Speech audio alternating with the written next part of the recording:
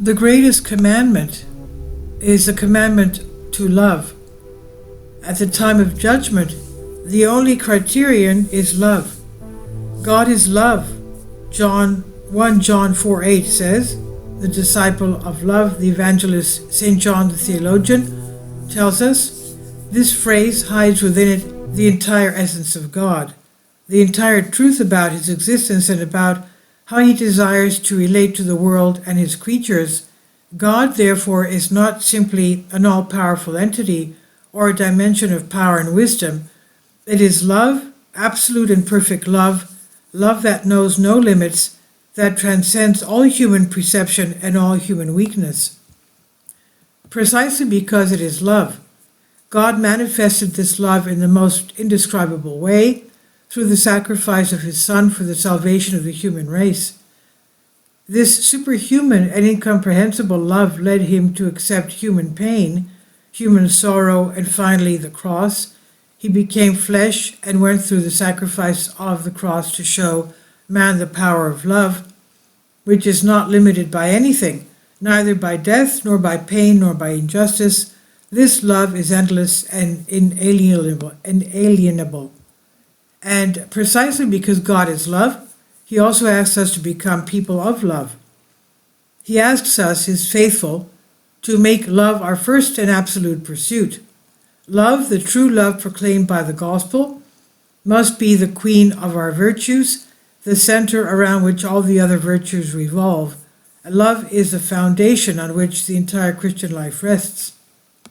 All the virtues, including, of course, love, are gifts that we have received since birth. They are innate in man, and this is why all people, regardless of religion, race, color, and sex, have the capacity to love. By nature, people love their parents, their children, their friends, and those they consider to belong to their own circle. This love, however, although beautiful and natural, is limited by human emotions and circumstances. Human love is limited, with its boundaries often unstable and changeable. Today, vows of eternal devotion may be made, while tomorrow relationships may be dissolved, replacing affection with hatred and resentment. But what the gospel announces is something very different. The love of God, manifested in the person of Jesus Christ, is a love that far surpasses natural human love. It's supernatural, it's divine, and therefore does not depend on human reactions and situations. It knows no boundaries. It does not discriminate between friends and enemies, between acquaintances and strangers, between nations, genders, or religions. It's a love that is unchanging, constant, and unceasing, that does not depend on the response of the loved one. It is unconditional love, a love that does not expect anything in return. In its highest form, this love becomes a burning of the heart for all creation. As St. Isaac says, and it touches upon the absolute self-sacrifice expressed by the Apostle Paul, when he declared that he would rather be accursed himself if it meant the salvation of his countrymen. Romans 9:3. This love of the gospel is the supreme sport of all sports in the world. It is not an easy task. It's not something that is conquered by simple participation in the life of the church by a Christian everyday life. True love requires sacrifice. It requires suffering. It requires crucifixion of ourselves, the struggle against our own selfish tendencies, desires, and passions. This love requires the complete and total surrender of man to God. Very few people manage to reach the highest levels of this love. It's impossible to achieve with purely human powers, since the true love of the gospel is a work of divine grace, and therefore cannot be achieved without the cooperation of man with God. It's a gift of God, offered only to souls that are open and receptive to it. There is no specific method for someone to acquire this love, because then love would lose its nature as a gift. This love comes as a surprise. It is a divine grace and a gift from God, and its acquisition means a true coexistence and union with God, divine union with God, theosis as we call it. We should not think that we have acquired true love only because we live the life of the church and in the sacraments. True love is the one that we see the saints living, who are living testimony of this love.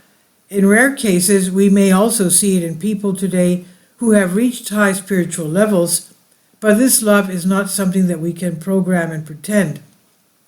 And yet love is a commandment, and not just a commandment, but the supreme commandment, the commandment of commandments.